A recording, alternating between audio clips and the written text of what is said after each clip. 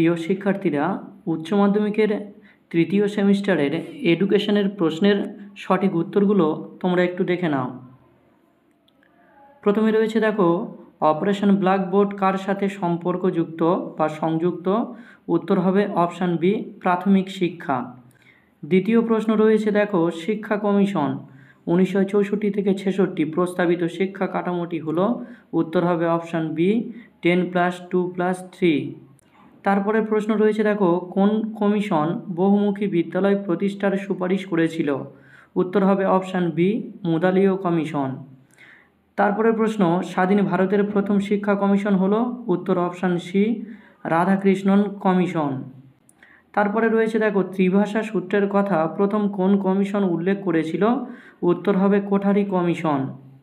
তারপরে রয়েছে দেখো, EWS শ্রেণীর অন্তর্ভুক্ত হওয়ার জন্য একটি শর্ত হলো পারিবারিক বার্ষিক আয় হতে হবে 8 লক্ষ, অর্থাৎ উত্তর অপশান বি।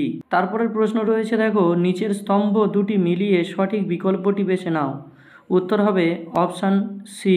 তারপরের প্রশ্ন রয়েছে, DIET প্রতিষ্ঠার সুপারিশ করা হয়েছিল 1986 সালের জাতীয় শিক্ষানীতিতে। তারপরের প্রশ্ন রয়েছে, সমাজের মধ্যে ভিন্ন ভিন্ন অর্থনৈতিক স্তরের ব্যক্তিদের মধ্যে সমবন্টনের নীতিকে বলা হয়? উত্তর হবে অপশান বি, অনুভূমিক সাম্য ব্যবস্থা।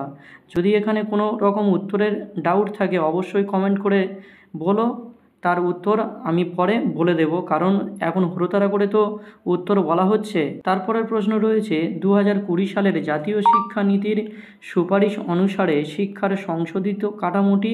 উত্তর হবে অপশান বি, 5+3+3+4। এরপরের প্রশ্ন রয়েছে, নিম্নলিখিত কোনটি রবীন্দ্রনাথ ঠাকুরের রচিত নয়? উত্তর হবে অপশান এ, ভারত প্রতীক। তারপরের প্রশ্ন, শিশুকেন্দ্রিক শিক্ষার জনক হলেন? উত্তর অপশান সি, রুশো।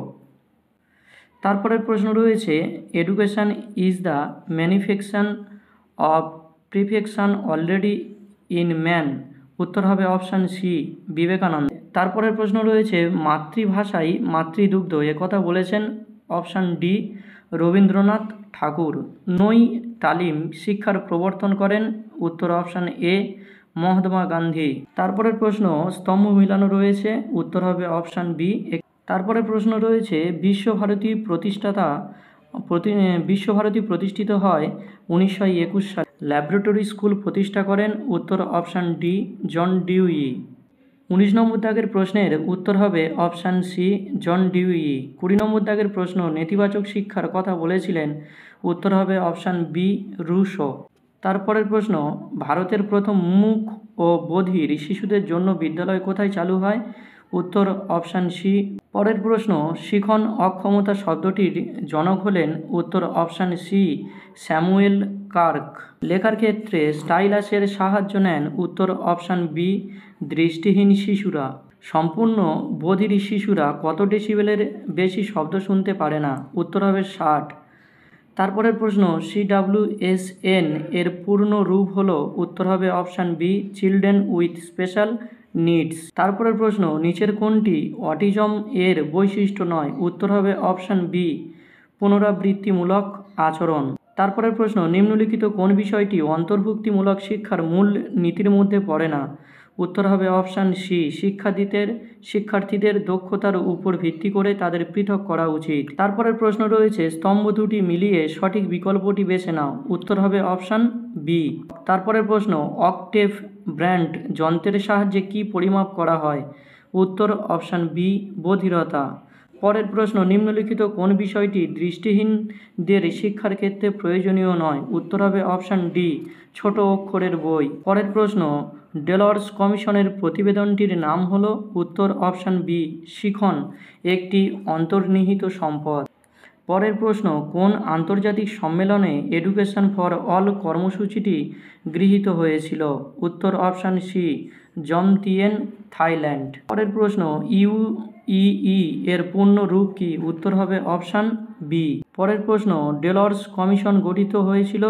উত্তর হবে ইউনেস্কো, অপশান এ। তারপরের প্রশ্ন, নিচের কোনটি ডেলর্স রিপোর্টের 4টি স্তম্ভের অন্তর্ভুক্ত নয়? উত্তর অপশান ডি, সুস্বাস্থ্যের জন্য শিখন। তারপরের প্রশ্ন, নিচের কোন বিষয়টি ওয়েল বিইং এর উপাদান নয়? উত্তর অপশান ডি, ক্রমাগত ভয় ও উদ্বেগ। তারপরের প্রশ্ন, নিচের কোনটি ইতিবাচক ব্যক্তির বৈশিষ্ট্য? উত্তর অপশান এ। পরের প্রশ্ন, RTE অ্যাক্ট কার্যকরী হয়? উত্তর অপশান বি 2010 সালে। পরের প্রশ্ন, ইতিবাচক মনোবিজ্ঞানের জনক ছিলেন? উত্তর অপশান সি মার্টিন সেলিগম্যান। সর্বশেষ প্রশ্ন, সেলিগম্যানের PERMA মডেলের এ কথাটির অর্থ হলো? উত্তর অপশান বি। তো বন্ধুরা, তোমাদের কটা করে প্রশ্নের উত্তর ঠিক হলো অবশ্যই আমাকে কমেন্ট করে জানিও এবং ভিডিওটি ভালো লাগলে লাইক সাবস্ক্রাইব করে দিও।